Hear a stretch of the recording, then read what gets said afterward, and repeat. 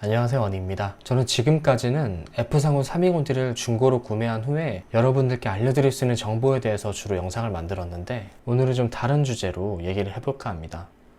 바로 애플워치인데요. 이게 작년 3월쯤에 샀던 애플워치 3세대입니다. 전 이거를 지금 1년 반 정도 이상 사용을 하고 있고, 지금까지 쓰면서 단 한 번도 불편함을 느낀 적이 없어요. 갑자기 이 얘기를 왜 하냐면, 아이폰이 지금 12까지 나와 있죠. 근데 곧 아이폰 13이 나올 예정이라고 해요. 10월 1일부터 13 미니부터 시작해서 사전 예약을 시작하는데, 13이 나오면 분명 애플워치도 가장 최근 버전 6세대 이후에 7세대가 나올 확률이 높아 보입니다. 그렇게 되면 많은 분들이 지금 가지고 있는 아이폰이나 혹은 애플워치를 바꿀 건지 많이 고민을 하시게 될 텐데, 저 또한 아이폰이나 애플워치가 새로 나올 때마다 이거 새로 사야 되나라는 걱정을 많이 하거든요. 최근에 저는 아이폰 7을 3년 이상 쓰다가 메인보드가 나간 일이 생겨가지고 불가피하게 아이폰 12 미니로 바꾸게 되었어요. 근데 만약에 고장나지 않았고 그 수리 비용이 크지가 않았다면 저는 7을 그냥 수리해서 계속 썼을 것 같거든요. 왜냐하면 아이폰 12 미니가 불편한 점이 굉장히 많습니다. 일단 홈 버튼이 없어진 게 너무 불편합니다. 예전에는 터치패드에 손만 대고 있어도 알아서 휴대폰 장면이 풀렸었는데, 지금은 무조건 페이스 아이디를 써야 되는 상황인 거예요. 근데 요즘 우리가 마스크를 많이 쓰고 있잖아요. 애플에서 소프트웨어 업데이트를 통해서 좀 많이 개선을 하고 있다고는 하지만 여전히 잘 풀리지 않거든요, 페이스 아이디를 마스크를 쓰고 했을 때는. 그렇기 때문에 저는 아이폰 7이 물론 미니가 화면이 좀 더 커진 건 맞는데, 솔직히 그렇게 체감되는 크기도 아니고, 뭐 확실하게 키우려면 아이폰 그냥 일반으로 사야지, 미니는 여전히 작다고 생각이 들어요 하면은. 그렇기 때문에 한 손에 들어오는 그런 그립감을 원하는 사람이 12 미니를 구입했다고 생각을 하는데, 저처럼 손이 좀 제가 남자 기준으로 큰 편은 아닌데도 불구하고 12 미니는 좀 불편한 점이 많았단 말이에요.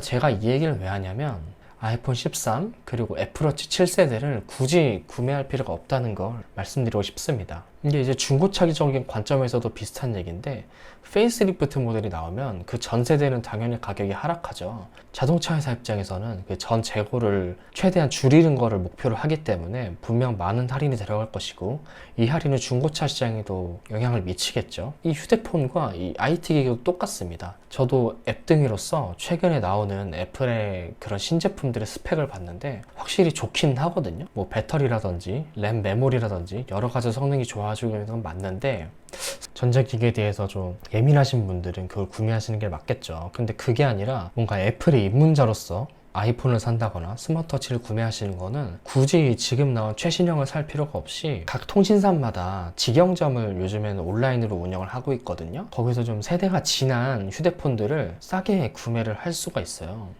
제가 예시를 보여드리기 위해서 저는 KT를 이용하고 있기 때문에 KT 샵을 자주 이용하고 있습니다. 지금 쓰고 있는 아이폰 12 미니도 KT 샵을 통해서 구매를 했고, 신도림 테크노마트에 가서 여러 곳 견적을 받아봤는데 뭐 거기서 사나 뭐 온라인 사나 별 그렇게 가격 차이가 없더라고요. 그래서 신도림에서 사면 무슨 요금제를 몇 개월이나 써야 된다고 하길래 좀 사짜 느낌이 나가지고, 뭐 그분들이 나쁘다는 건 아니라 제가 그냥 신뢰가 없어서 그냥 KT샵에서 구매를 했거든요.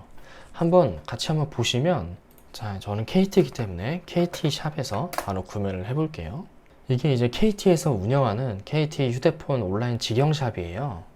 보시면 아이폰 13 프로가 10월 1일 날 사전 예약을 한다고 하죠. 솔직히 스펙들을 뭐 자세히 보신 분들은 알겠지만 일반인 입장에선 구별하기 쉽지 않은 스펙들이거든요. 뭐 우리가 하는 게 솔직히 뭐 게임이나 뭐 간단한 카메라, 가장 많이 하는 게 사실 SNS잖아요. 플래그십 모델을 사는 거를 분명 좋다는 건 알고 있지만, 최근에 플래그십 모델들은 뭐 몇 년 전부터 거의 뭐 비슷한 기술들만 뭐 조금씩 이렇게 추가하는 것 같아서, 뭐 새로운 패러다임이 만들어지지 않는 한은 굳이 새로운 거를 살 필요는 없다고 생각해요. 예를 들어 뭐 갤럭시 플립이나 갤럭시 폴드, 그런 거는 확실히 그 전에 휴대폰이랑 많이 다르잖아요.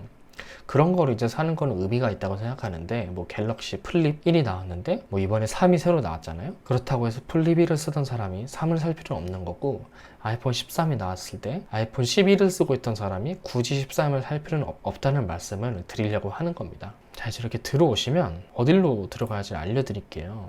바로 핸드폰 구매에서 핸드폰을 누르시면 됩니다. 64기가는 너무 적으니까 무조건 128기가 이상으로 보시고요. 제가 이제 구매했던 게 이 12 미니였거든요.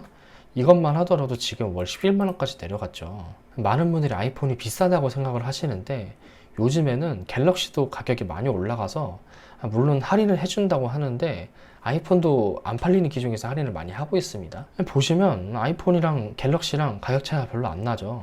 특히나 이 12 프로, 이 프로 같은 경우가 이제 아이폰 플래그십 모델 중에서도 가장 최상위급 모델인데도 불구하고 이 미니랑 해서 가격 차이가 별로 안 나요. 월 11만원이면 뭐 12개월로 따졌을 때 거의 20만원 정도가 차이가 나는 건데 뭐 이렇게 보더라도 별 차이가 안 나는 걸 볼 수가 있죠. 주문하기를 들어가 자세히 볼 수는 있는데 이건 아마 자기가 선택하는 요금제에 따라서 추가되고 빠지는 게 굉장히 많기 때문에 그냥 전체적인 흐름만 파악하시면 됩니다. 13이 나온다고 하니까 이 12 전체적인 가격이 하락했다는 거, 뭐 이런 걸 사는 것도 방법이 될 수는 있겠죠. 뭐 A32나 뭐 이런 SE 2세대. 근데 이런 거는 개인적으로 좀 비추하는 게 그렇게 해봐야 2만원, 3만원 밖에 차이가 안 나는 상황에서 굳이 그 플래그십에 이점을 포기하는 거는 많이 아쉽다고 생각을 합니다. 제가 처음 스마트폰을 샀던 게 갤럭시 S2를 샀던 걸로 기억하는데 그거를 굉장히 오래 썼거든요. 그때 샀을 때 이 플래그십 모델에 대한 뭔가 신뢰감이 많이 생겼다고 해야 되나? 그 전에는 당연히 공짜 폰만 이용을 했었다가 그거를 처음으로 구매를 했고 그 다음에 샀던 게 이제 아이폰을 한번 써보자 해서 6S를 또 샀었어요. 그때도 이제 최신형 모델을 샀던 거죠.